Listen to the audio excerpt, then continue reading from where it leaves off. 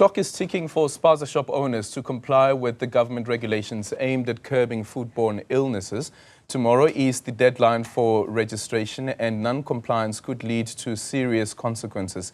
Yesterday, in a briefing, Gauteng Finance and Economic Development MEC Lebogang Maile revealed that 4,521 people have already submitted their forms, and 2,605 of them are foreign nationals. Let's now get an update on the registration with the MEC, who joins us now via a video link. MEC, a very good morning to you. Thank you so much for making time for us. First of all, starting off with the data that you revealed, that you have in the majority foreign nationals that are applying for re-registration or registration of tuck shops. What do you read into this? Good morning, and thanks for having us. I think the challenge of foreign nationals owning Spaza shops in the townships has been lingering for a while. And I think there was a study at some point 10 years back or so, which indicated at the time that about 51% of the Spaza shops are owned by foreign nationals. So I don't think this revelation is anything new.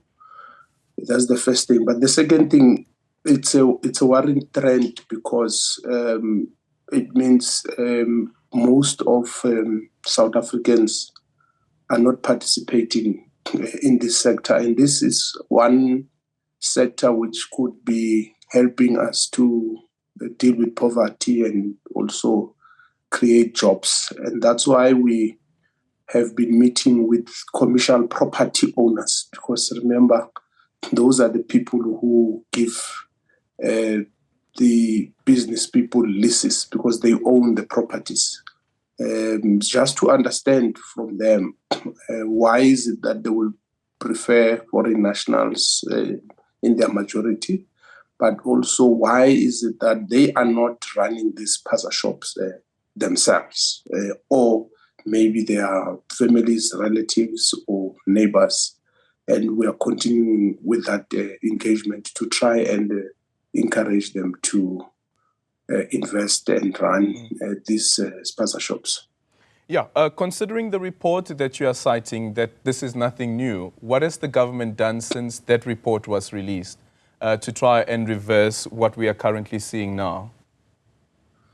Yeah, you will know that we are investing a lot in small businesses. Even yesterday, we were in Soweto with the Minister of Small Business Development, and we were giving local businesses material for their businesses. We have been giving funding, and I think the stats are there, and I can get you the numbers. We spend a lot of money, and maybe the question is, have we been targeting the right people? And I think in many instances, no, because you fund people or you give them material, they even sell that material instead of running their businesses. So it's not so much about government only doing or not doing what it's supposed to do. I think the entrepreneurs must play their part as well, because government has previously invested a lot, and we continue to invest, and we will continue to invest. And I think we just need to refine our systems and make sure that we get the right people who will be able to make the desired impact. And there's a lot of, especially young people out there, even old people, who know what they're doing, who are committed, who are entrepreneurs. But as things stand, at the national level, we need more than 400 billion to fund everybody who's an entrepreneur. So it means it's not possible to fund everyone. And that's why our systems must be able to get the right people who will be able to make the required impact. Yeah. Okay. So considering that you have, in this particular case, 4,521 people that have made applications, and then after that it's going to be the process of the verification and so forth, and whether or not the person does meet the minimum requirement to actually be granted a permit to operate these tuck shops. Is part of the requirement that you must be a South African? Yes, certainly. That's the first thing. And you will know, I think there's been a discussion about this issue of foreign nationals, asylum seekers, and all that. But there are requirements that everyone must adhere to, and every municipality, because the application is done at the municipal level, and every municipality has got the requirements, and they will then decide whether to issue a permit or a license to anyone who applies. Okay, so if one of the requirements is that you should be a South African and you have 2,605, more than half of the applications coming from foreign nationals, which means that they don't meet the minimum requirement. According to your regulation, it means that those Spaza shops must be shut down. What's your plan after that? What happens if those Spaza shops are shut down? There's more than 13,000 forms that have been collected. Yeah. Maybe we state that. And between today and tomorrow, I'm sure there will be more that will be returned.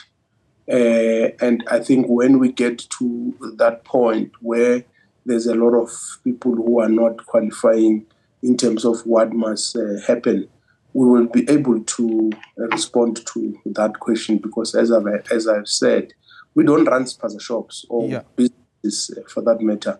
And those people who are entrepreneurs or who run Spaza shops will have ideas of what must happen, and we will definitely be there to support them. But we know that resources will be required. We know that training will be required. We know that market access will be required. We know that in certain instances, infrastructure like water, electricity will be required and all that. So we will play our role of ensuring that we create a conducive environment as government. Don't you fear, MEC, that with the potential closing down of 2,605 tuck shops, that it would plunge some of these communities into a crisis, because it's 2,605 tuck shops that we are speaking about here? If they are shut down, you speak about the processes of the training and the so forth. Take into consideration your own interventions before, and they haven't really worked out. Well, you can't say they haven't worked out completely. There are instances where they have succeeded and instances where they've not succeeded. And that's why I said in certain instances we got wrong people. But there are instances where we got the right people and who are thriving and succeeding. You know, every area has got its own dynamics, and we can't use a one-size-fits-all approach. And as you know, by the way, some of these Spaza shops, you find that they are in one street, there's 5 or 6. So if there's 5 or 6 and 4 closes, there's no crisis, because... No, MEC, that's not true. 4 or 5 of them are serving a community. It's a business that's operating, meaning that there's a demand for it. So if you shut down the 4, that means that there's going to be an increase in demand, which one Spaza shop wouldn't be able to service all of those people. Yeah, but what I'm saying is there would still be a Spaza shop in that. Does the Spaza shop have the necessary capacity to service all of those people? And that's where we come in, because if there's limited stock, how do you help them to increase their stock and all those issues? So I don't want us to preempt what would happen, but what I can tell you for sure is that we are ready, we are committed, we are going to the best of our abilities, support these businesses, but also ensure that communities are not inconvenienced, because we understand the role that these Spaza shops play. People don't have to take a taxi to go and buy bread. They can just walk. to a shop. So it's not a small matter. It's it's big, and we will not take it for granted. But at the same time, we can't compromise compliance and law and order. There has to be that balance. Yeah, very important. The compliance, very important. Thank you so much for making time for us. That is the Gauteng Finance Economic Development MEC.